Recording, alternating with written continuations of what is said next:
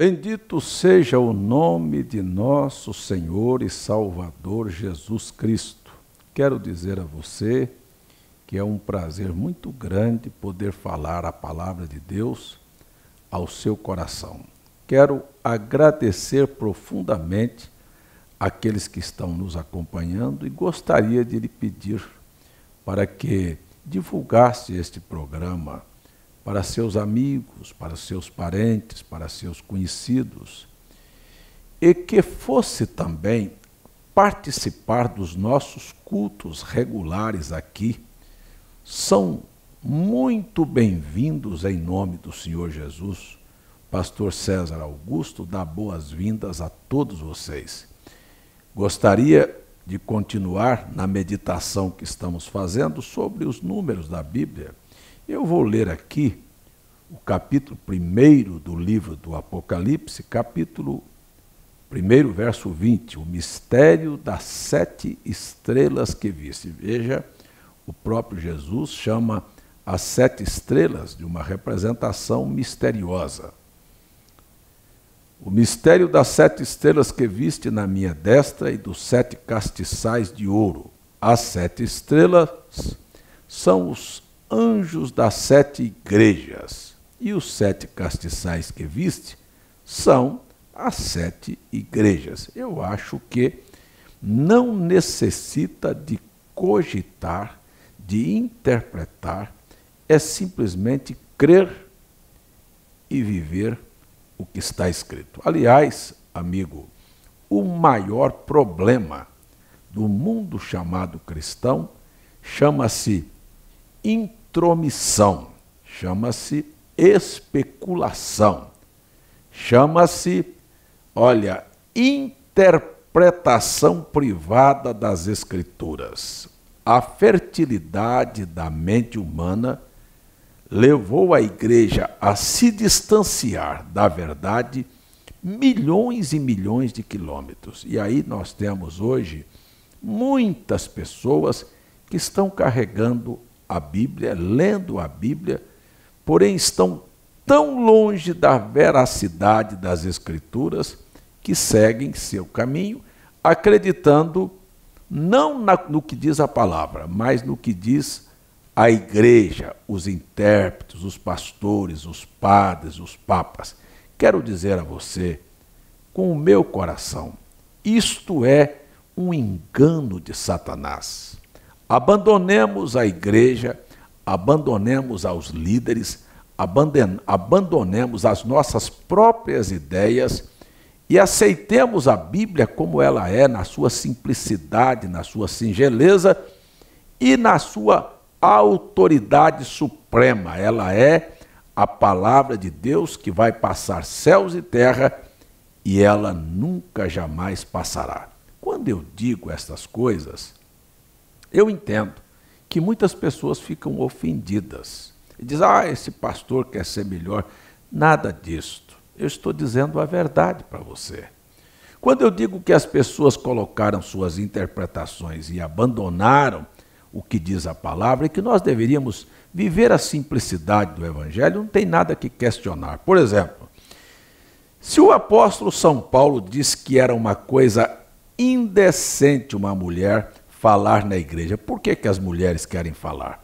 Elas podem me dizer quantas vezes quiserem que são crentes e eu vou dizer que elas são incrédulas. Porque se elas fossem crentes, elas ficariam com a palavra.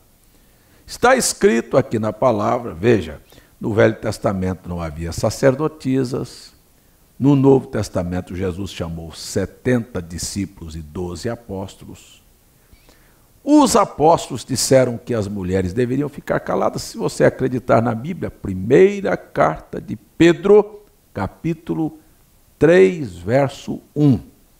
Semelhantemente, vós, mulheres, sujeitai em tudo a vossos maridos, para que, se alguns não são crentes, pelo testemunho de suas mulheres sejam ganhos sem palavras.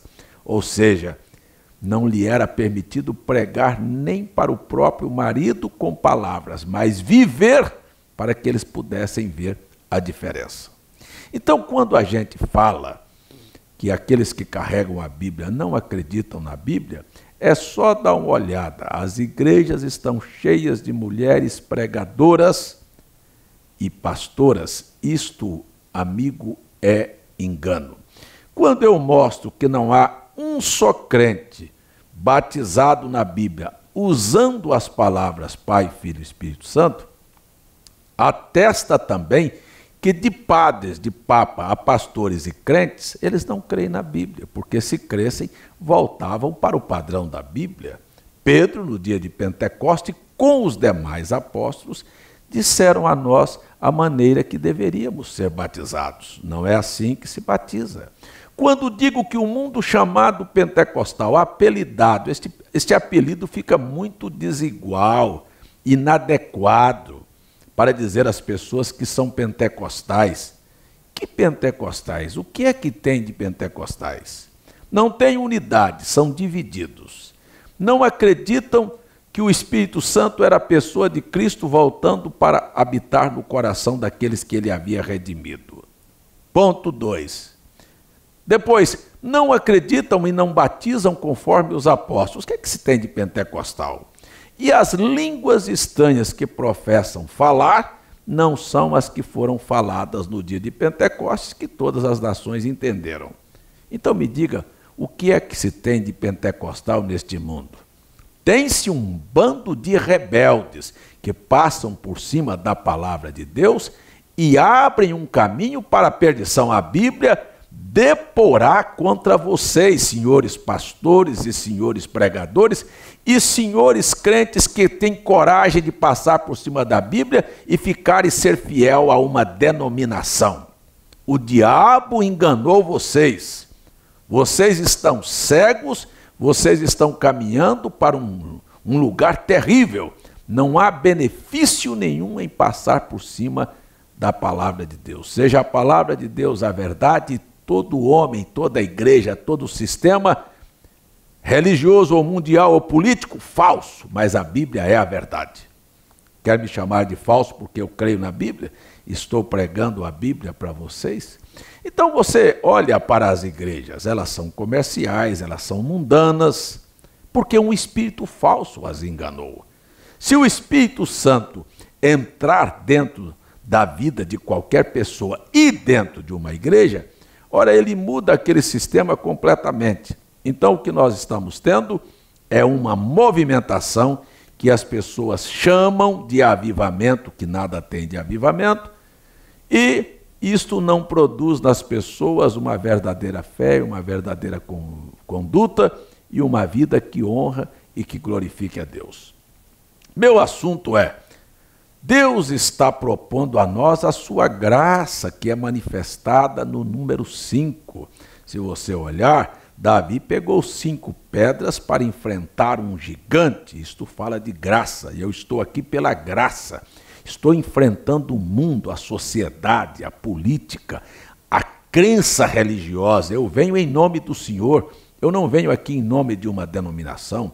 Eu venho aqui pela autoridade da Bíblia chamar a todos os que são filhos de Deus, porque quem não é, vai continuar abrindo caminho para a perdição, mas quem é, vai parar e vai refletir e dizer: opa, perdido por perdido o mundo, então é um bom lugar. Não adianta se esconder atrás de uma folha de figueira como fez Adão. Está na hora de reconhecer o erro, dar meia volta e pedir misericórdia ao Senhor. Mas o Davi pegou 5 pedras para enfrentar o gigante. Existe um gigante na minha frente e na frente de todos aqueles que querem viver a palavra de Deus. Eu não estou com medo das modas, eu não estou com medo do programa da televisão, não estou com medo do mundo invadir a igreja e que eu tenha que abrir as portas e criar maneiras de entretenimento para o povo e para os jovens, para segurar a mocidade ou facilitar as coisas. Tudo isto mostra que são um bando de covardes, como Israel estava acovardado pelo desafio do gigante.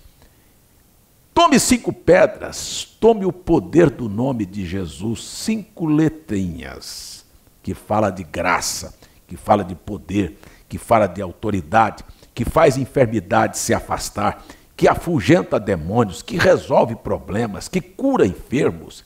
este poder da graça de Deus que pode pegar a vida do mais vil e perdido pecador, seja um assassino, seja um drogado, seja uma prostituta, ou seja um membro formal de igreja, e transformá-la numa testemunha de que a graça de Deus muda e transforma a vida das pessoas. Eu não sei de que lado você quer estar, se do lado da graça ou se fazendo oposição à graça, porque eu quero terminar o programa dizendo: um espírito falso e enganoso disse na boca destes pregadores que a graça é liberal, que porque estamos na graça você pode viver e fazer o que quiser, porque Deus não está importando com você, importa apenas que você seja membro de uma igreja. Isto é mentira, isto é engano.